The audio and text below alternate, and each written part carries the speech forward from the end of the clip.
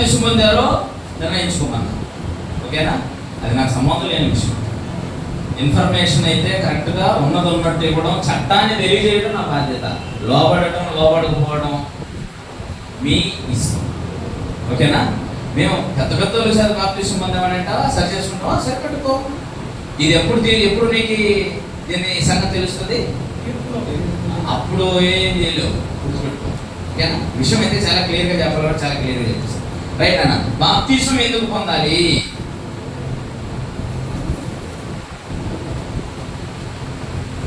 కొన్ని కారణాలు.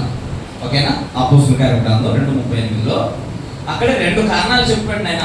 ఓకేనా?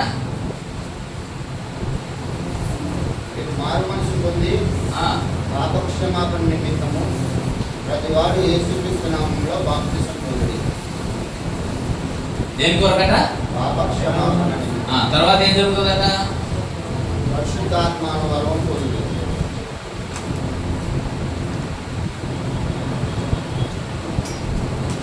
పరిశుద్ధాత్మను వరము పొందటం కొరకు 2 కారణాలు.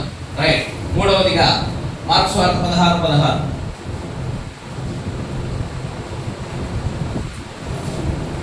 నమ్మి బాప్తిసం పొందువాడు రక్షింపబడును.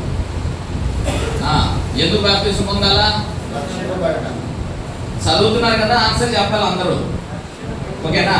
రైట్. అపోస్తలుల కార్యం చదివాం. ఎందుకు బాప్తిసం పొందాలన్నాడు? పాపక్షమాపణ నిమిత్తం. తర్వాత పరిశుద్ధాత్మ వరం కొరకు బాప్తిసం పొందాలి.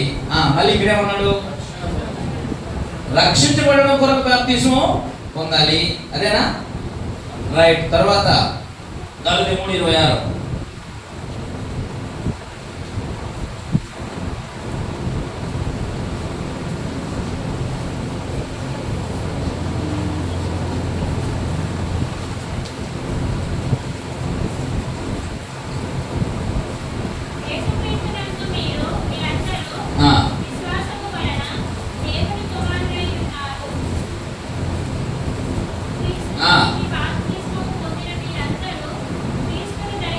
చాలునైనా మీరందరూ యేసుక్రీస్తు ద్వారా దేవునికి ఏమైనారు?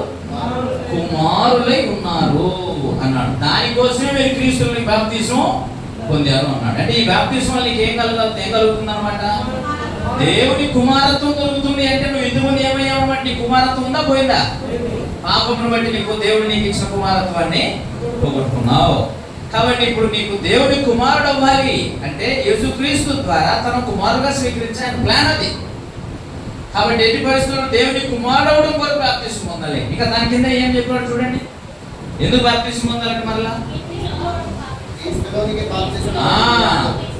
క్రీస్తులను బాప్తిసం పొందే మీరందరూ. అది సంగతి.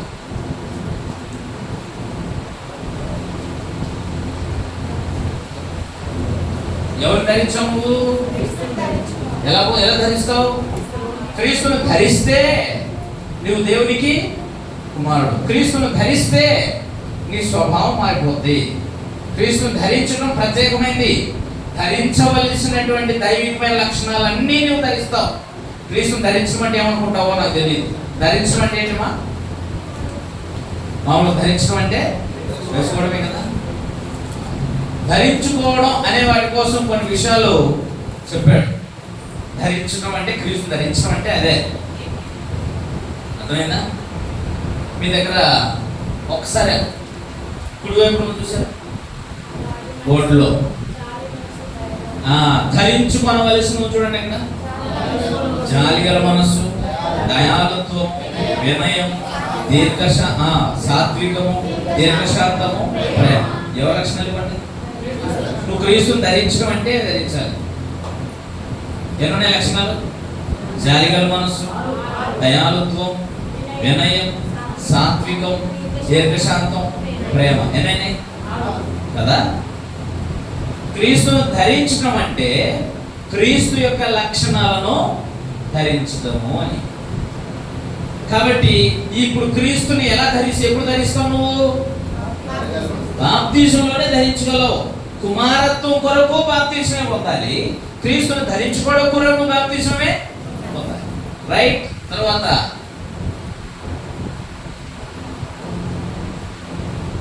ఏం చూశారు? 5 చూశారు. 6వది రాత్రి చదివాం, కొరింథీ మొదటి పత్రిక 12:13.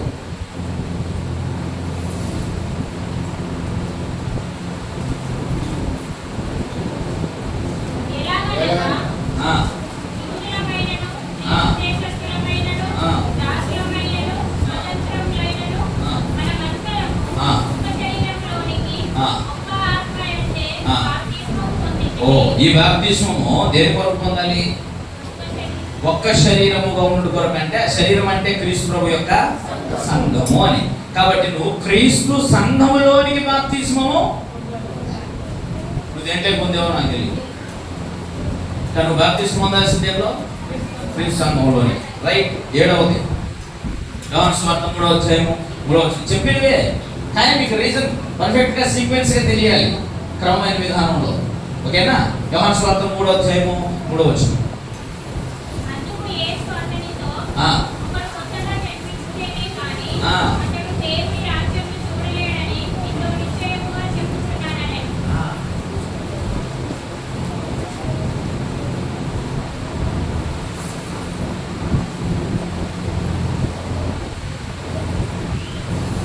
ఏడవదిగా ఎందుకు బాప్తిస్మం పొందాలంట?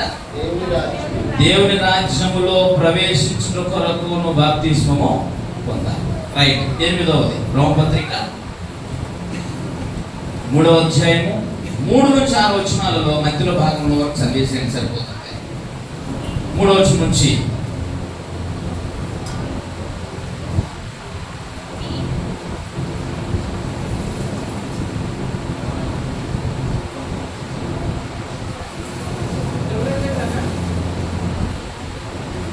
యోహాను సువార్త 3వ అధ్యాయం 3-5 వరకు. సారీ, రోమపత్రిక 3వ అధ్యాయం 3 నుంచి. రోమపత్రిక 6వ అధ్యాయము 3వ వచనం నుంచి. రోమపత్రిక 6వ అధ్యాయము 3 నుంచి. క్రీస్తు యేసులోనికి బాప్తిస్మం పొందిన మనం అందరమును ఆయన మరణములోనికి బాప్తిస్మం పొందితమని మీరు ఎరుగరా?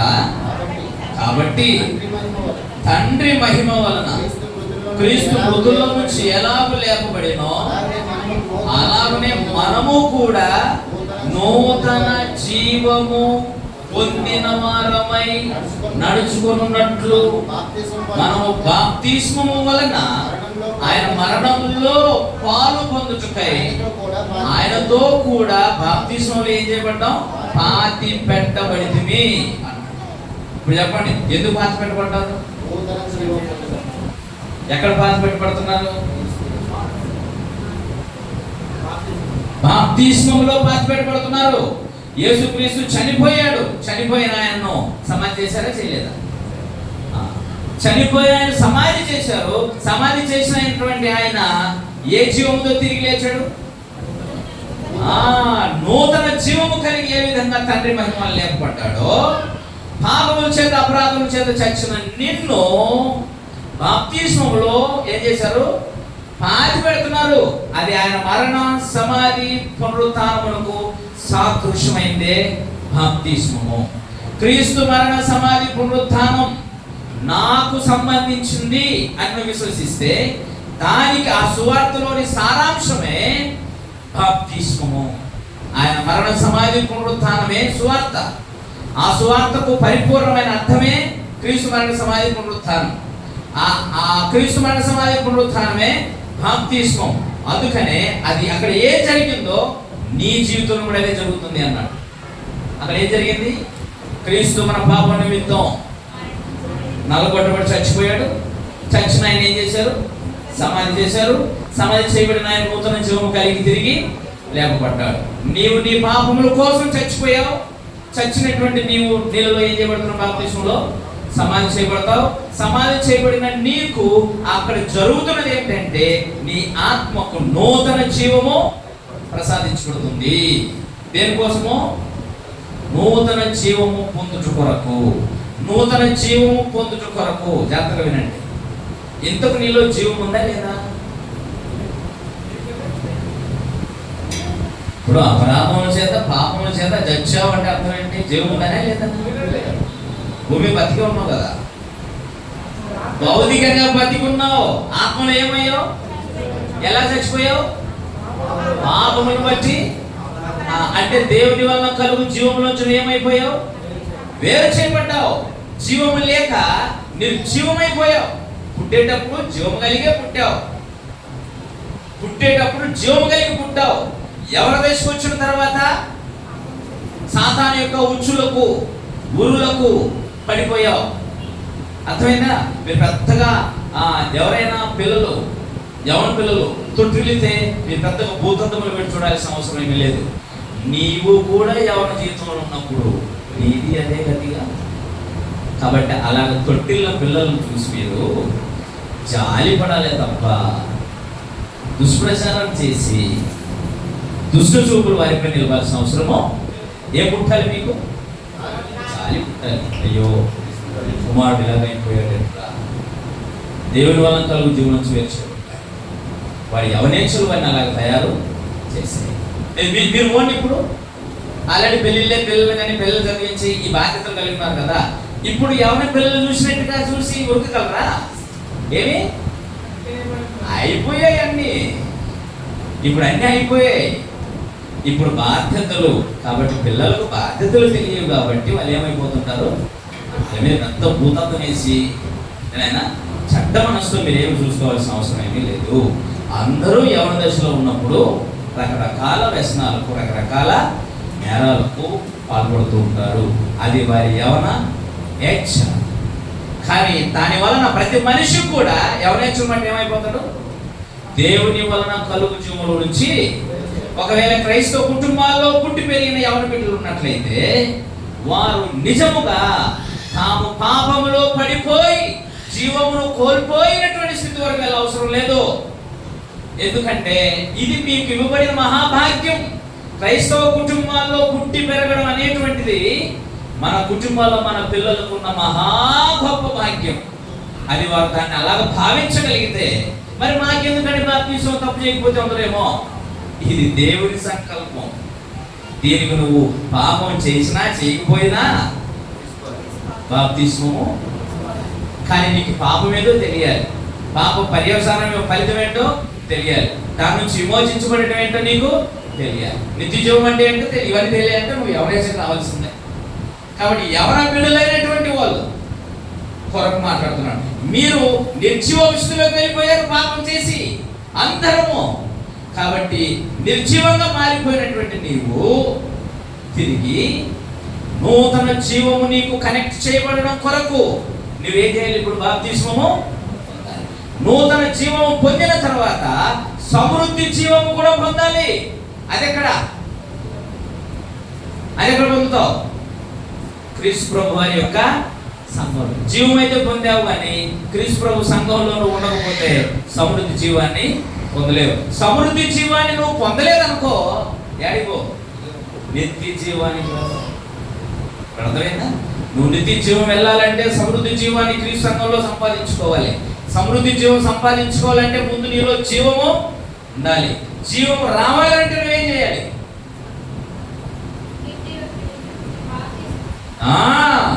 నూతన జీవము నువ్వు పొందాలి అని అంటే బాప్తిస్మము.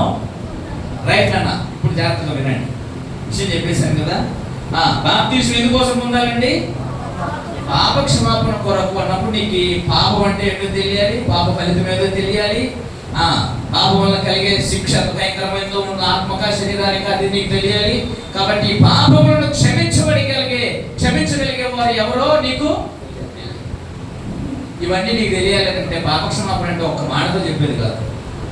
పాపము అంటే ఏంటో తెలియాలి, తర్వాత పాప ఫలితం ఏంటో నీకు ఎంత క్రూరంగా ఎంత భయంకరంగా ఉండదో తెలియాలా, అది ఎంత ప్రమాదకరమైందో నీకు తెలియాలా, దీని నుంచి విమోచించబడే మార్గం ఏది అనేటువంటి విషయం నీకు తెలియాలి. అదే పాపక్షమాపణ. నీకు పాపక్షమాపణ ప్రసాదించాల్సింది ఎవరు? నువ్వే నీళ్ళు మునిగేసి పాపక్షమాపణ కలిగింది అని నువ్వు అనుకోవడం కాదు. నీ పాపము లేని పవిత్రుడివి అని నీకు సర్టిఫై చేసింది ఎవరు? నీ పాపానికి శిక్ష వేసేది ఎవరు? దేవుడు. సో దేవుడు చెప్పాలి నీవు పరిశుద్ధుడివి అని. దేవుడు చెప్పాలంటే దేవుడు చెప్పిన క్రమంలోనే నీవు బాప్తిస్మానికి వచ్చి ఉండాల. నీ ఇష్టానికైన మార్గంలో వచ్చి నీళ్ళలో మునిగేసి వచ్చి నా పాపం పోయింది అన్నావంటే మోసపోతావు. జాగ్రత్త. ఏదైనా పాపక్షమాపణ కొరకు బాప్తిసం పొందాలి, పరిశుద్ధాత్మను వరమును పొందడం కొరకు బాప్తిసం పొందాలి. అందుకని పరిశుద్ధాత్మ సత్యం గంటకు పైన వినాలి. యాక్చువల్గా పాఠం 3 గంటల పాఠం, రైట్ నాన్న. తర్వాత రక్షణ పొందాలంటే రక్షణ ఏంటో నీకు తెలియాలి. రక్షణ ఆత్మక శరీరానిక? శరీర రక్షణ కొరకు బోర్డు హాస్పిటల్ ఉన్నాయి, ప్రకృతితో బోర్డు వైద్యాలు ఉన్నాయి. మీకు నాటు వైద్యం సరిగ్గా తెలిస్తే హాస్పిటల్తో పని ఉంటుంది మీకు, ఓకేనా? రైట్. తర్వాత రక్షణ ఇప్పుడు ఆత్మక శరీరానిక? ఆత్మకి. ఎక్కడి నుంచి రక్షణ కావాలి ఆత్మకి? ఎక్కడ నుండి ఆత్మకు రక్షణ కావాలి?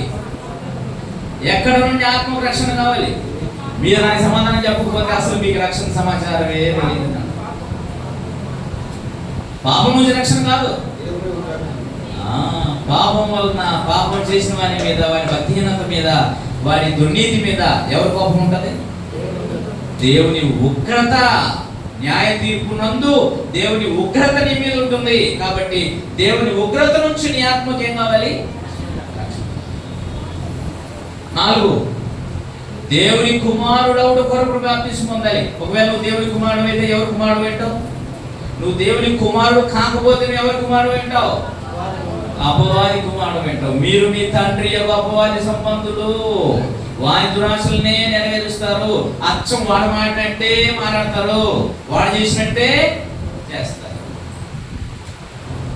అపవాది కుమారులు కాదు మీరు. ఎవరు మరి? దేవుని కుమారులు. దేవుని కుమారుడు అవడం కొరకు నువ్వు బాప్తిసం పొందాలి. 5, క్రీస్తును ధరించుకోవడం బాప్తిసం పొందాలి. 6, క్రీస్తు సంఘంలోనికి బాప్తిసం పొందాలి. నువ్వు దేంట్లో బాప్తిసం పొందుతావు? సంఘం అనే సిద్ధాంతం తెలియకుండా బాప్తిసం పొందితే ఈ బాప్తిసం పొందుతావు, ఇంకో దానికి వెళ్తావు, ఇంకో దానికి వెళ్తావు, ఇంకో దానికి వెళ్తావు. అంటే నువ్వేంటి? ఎక్కడ బాప్తిసం పొందుతావు? ఎవడు అడగడు. ఎందుకంటే బాప్తిసంలో కూర్చున్నటువంటి సంగతి, సంఘంలో కూర్చున్న సంగతి అవతల భాషలకు తెలియదు. కాబట్టి వచ్చేసి బుద్ధి లేదు వాళ్ళకి, పోయేవాడికి బుద్ధి లేదు. ఎలాగ అట్లయితే నువ్వు ఒక సంఘంలోని వాడిని తీసుకుని రావాలని అంటే వాడికి సంఘంలో వచ్చిన సిద్ధాంతము, బాప్తిసం వచ్చిన సత్యము చెప్పి వాడికి బాప్తిసం ఇచ్చి సంఘంలోకి తీసుకురావాలి. సంఘంలోనికి వచ్చిన వాడు మరలా సంఘంలో నుంచి బయటికి పోలేడు. ఎందుకని? నువ్వు పొందిన బాప్తిసం దేంట్లోకి? క్రీస్తు సంఘంలోనికే, మామూలు సంఘంలోనికి. నువ్వు క్రీస్తు సంఘంలోని బాప్తిసం పొందుంటే క్రీస్తును ధరించుకొని ఉంటావు, అంతేనా? నువ్వు క్రీస్తు ధరించుకుంటావు. ఆయన సంఘంలో విడిచి ఎక్కడికి వెళ్ళగలవు మరి? సరే, ఇక్కడ ఏదో సమస్య వచ్చింది అనుకోండి. మీ ఇక్కడ ఏదో అయిందని ఏం చెప్పట్లేదు, ఏమైంది మాకు తెలియదు కానీ చెప్తున్నా. ఇక్కడ ఈ సంఘంలో, క్రీస్తు సంఘంలో బాప్తిసం పొందావు, ఈ సంఘంలో ఏదో సమస్య వచ్చింది కాబట్టి ఇక్కడున్న క్రీస్తును సంఘాన్ని వదిలిపెట్టి ఇంకో సంఘానికి వెళ్ళావు. అక్కడే ఉంటారు. ఒకవేళ అది కూడా క్రీస్తు సంఘమే అయింది అనుకో, అక్కడే ఉంటారు. అక్కడ కూడా క్రీస్తు ఉంటాడా? క్రీస్తు సంఘమునకు క్రీస్తు శిరస్సు అయితే నువ్వు ఇంకో సంఘానికి వెళితే ఆ సంఘానికి కూడా శిరస్సు ఎవరైంటారు? మరి ఇక్కడ నేను అంగీకరించిన వాడు అక్కడ అంగీకరిస్తారా? అర్థం కాలేదా మీకు? ఇక్కడే నేను అంగీకరించలేదు, ఇక్కడ ఉన్న క్రీస్తు నాకు వద్దనుకొని ఇంకోసారి పోయావు, అక్కడ వేరే క్రీస్తున్నాడా? ఇక్కడ నేను అంగీకరించే, ఇక్కడ నీ తప్పు ఒప్పుకో అని చెప్పేసి నీవు చెప్పిన యేసుక్రీస్తు ఇక్కడ నీ తప్పును ఒప్పుకోకుండా, దిద్దుకోకుండా అక్కడ ఇంకో దానికి వెళ్ళిపోతానంటే అక్కడెవరు అంగీకరించాలి నిన్ను? సంఘమును కూర్చున్న చిన్న తెలివి, జ్ఞానం కూడా లేకుండా సంఘాన్ని విడిచి మారిపోయేటువంటి దుర్మార్గులు ఉన్న కాలం ఇది. నిజంగా చెప్తున్నాను. సంఘంలోనికి అందుకే బాప్తిసం పొందాం మనం. ఒక్క శరీరంలోని అవయవం. ఒక్కొక్కసారి అవయవాల్లో కొన్ని దెబ్బలు తగులుతాయి. తగిలినంత మాత్రాన నరికేస్తావా ఏంటి? నరకవు కదా, దానికి అడ్డు పెట్టుకొని ఉంటావు. ఒకవేళ తెగిపోయిన తర్వాత అవయవం ఏమైపోతుంది? పూర్తిగా తెగిపోయింది అనుకో, తెగిపోయిన అవయవం ఏమవుతుందండి? ఎగిరి ఎవరో కొట్టుకొని ఏమైపోతాయి? ఒకవేళ అనుకోండి ఇది తెగిపోయింది అనుకోండి, దాంట్లో రక్తంలో ప్రాణం ఉన్నంతసేపు ఎగిరి కొట్టుకుంటుంది. ఆ తర్వాత క్రీస్తు సంఘంలో నుంచి బయటికి వెళ్ళిన వ్యక్తి అలాగే. అందుకని క్రీస్తు సంఘంలో నుంచి బయటికి వెళ్ళావంటే నువ్వు పనికి మళ్ళీ భ్రష్టుడు అయిపోతావు తప్ప బాగుపడే లక్షణాలే ఉండవు. నువ్వు క్రీస్తు సంఘంలోని బాప్తిసం పొందావు. రైట్. నేను వాక్యమే చెప్పాను, కథ చెప్పాను, ప్రధానికి రెఫరెన్స్ చెప్పా, కేవలం బోర్డు మీద మాత్రం రెఫరెన్స్ రాలేదు అంతే. రైట్. నెక్స్ట్, దేవుని రాజ్యంలోని ప్రవేశం. దేవుని రాజ్యం అంటే ఏంటో, ఆయన రాజ్యం ఎలా ఉంటుందో, ఈ రాజ్యం భూమి మీద ఈ రాజ్యం ఉన్నవాడు, ఈ రాజ్యంలో ఉన్నవాడి నిత్య రాజ్యంలోనికి ప్రవేశిస్తాడు. దేవుని రాజ్యం అనే సంఘం. ఈ రాజ్యంలో నువ్వు ఎందుకు ప్రవేశించాలి అంటే, రాజ్యమును కూర్చిన జ్ఞానం కలిగి నువ్వు రాజు అవుతావు, రాజ్యభారాన్ని కలిగి ఉంటావు, రాజ్య విస్తరణ కొరకు ప్రయాసపడతావు. రాజ్యంలో ఆయన రాజ్యంలో నీ రాజుతో కలిసి దేవుని రాజ్యంలో నిత్యము సహవాసమును అనుభవిస్తావు. ప్రతిరోజు ప్రతి ఆదివారం పాల్పొంది దేవుని రాజ్యంలో ప్రవేశించడానికి బాప్తిస్మం పొందాలి. ముందుగా చెప్పినట్టుగా నూతన జీవం పొందడానికి బాప్తిస్మము. ఇప్పుడు చెప్పండి, ఇందుకోసమే బాప్తిస్మం పొందాలని ప్రతి లేఖనము కంఠపదంగా సాక్ష్యం ఇస్తుండగా నువ్వెందుకోసం బాప్తిస్మం పొందేవో ఇప్పుడు పరీక్షించుకో. నువ్వెందుకోసం బాప్తిస్మం పొందాలనుకున్నావు అని నువ్వు పరీక్షించుకో. ఇది ఎవరో చెబితే పొందేటువంటి బాప్తిస్మం విషయం నీకు తెలియాలి, నీ ముందు ఉంచడం మా ధర్మం. కాబట్టి దయచేసి ఇప్పుడు నువ్వు పొందిన బాప్తిస్మం ఇందుకోసం పొందాలని చెబితే అసలు ఇందులో నీ పెళ్లి బాప్తిస్మే లేదు. అసలు పెళ్లి కోసం బాప్తిస్మం పొందానంటే అసలు అది బైబిల్లోనే కనబడలేదే. ఏడాడా ఆ బాప్తిస్మం ఎట్లా రక్షిస్తుంది నాయన? మా సోదరి మనలో పెళ్లి కోసము, కులం కోసము, చచ్చిపోయిన తర్వాత సమాధుల తోటలో స్థలం ఏదని చెప్పి దానికోసము, ఇంకా పెళ్లి సర్టిఫికేట్ కోసము, ఇంకా కొంతమంది దేనికోసం బాప్తిస్మం. ఇప్పుడు చర్చిలో ఎవరైనా చచ్చిపోతే మన ఇంట్లో బర్త్డేకి రాదు, డెత్డేలకు రాదు, పెళ్ళిళ్ళకి రాదు, ఎవరు దేనికి రాదు. కాబట్టి ఏం చేయాలి? ఆ సమయంలో సభ్యత్వం కావాలి. కాబట్టి ఆ సభ్యత్వం కోసం బాప్తిస్మం వాళ్ళు కూడా ఉంటారు. ఇవేమి లేవు నాయన బైబిల్లో. బైబిల్లో ఉన్న రీజన్స్ ఇవే. మీరు ఇందుకే బాప్తిస్మం పొందాలన్న రీజన్స్ ఇవి. కానీ ఇవి కాకుండా దేని కోసం బాప్తిస్మం ఉంది? దాని బాప్తిస్మం ఎట్టయితే మీరు చెప్పండి అంటున్నా. అది ఎందుకు బాప్తిస్మం అయింది? అది బాప్తిస్మమే. నేను చెప్పవసరం లేదు, మీరే చెప్పారు. అది బాప్తిస్మమే. ఏది బాప్తిస్మో బైబిల్ చెప్పింది, దాని ప్రకారంగా బాప్తిస్మం పొందాలి. ఆ బాప్తిస్మంలో దేవుడు వాగ్దానం చేసిన ఇవన్నీ కూడా మీరు పొందుతారు. ఇది దేవుడు గ్రంథంలో రాయించింది. బాప్తిస్మంలోకి వచ్చిన అవగాహనలో బాప్తిస్మం ఎందుకు పొందాలి, బాప్తిస్మంలో ఎన్ని బాప్తిస్మాలు ఉన్నాయి చెప్పాను. బాప్తిస్మం ఎందుకు పొందాలి అనేది కూడా మీరు గ్రంథంలోనే చూశారు. ఓకేనైనా? ఇది లేదని కలుపుతాం ఉందా ఏదైనా? రైట్. ఇప్పుడు బాప్తిస్మం అంటే ఏమిటి? ఓకేనా?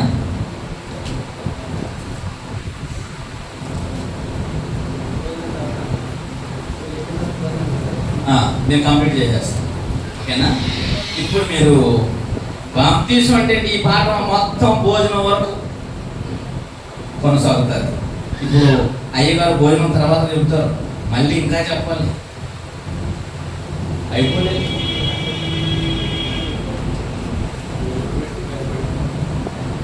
ఓకే. సో